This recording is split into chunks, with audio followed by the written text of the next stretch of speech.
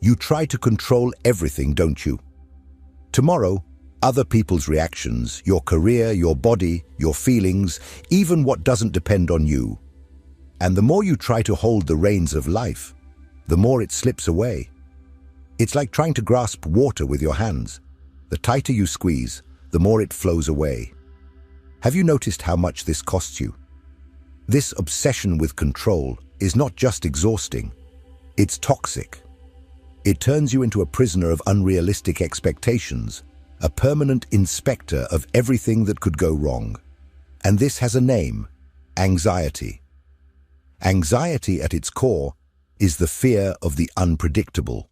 It's the desperation for guarantees in a world that offers none. Most people live in this constant state of alert, trying to anticipate every curve in the road, as if that could prevent the accidents of the soul.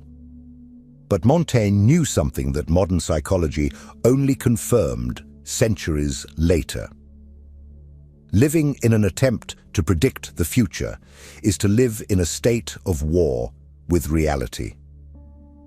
You see, human suffering doesn't come only from what happens to us. Often, it comes from our futile struggle against what happens.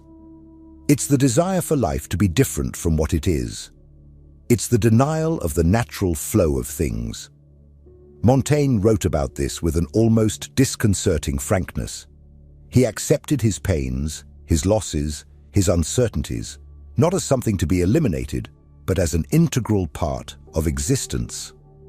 And by doing so, he freed himself from the burden of resisting everything. Have you noticed how the most controlling people are also the most tense, the most exhausted, the most inflexible? They don't relax because they believe that if they're not always in control, something bad will happen. But this belief doesn't protect, it imprisons. Montaigne, on the contrary, proposed a conscious surrender, not a cowardly resignation, but a courageous acceptance that the world is not your slave and that your mind needs to learn to flow, not to dominate. And here lies the cruel irony. The more you try to control, the more frustrated you become.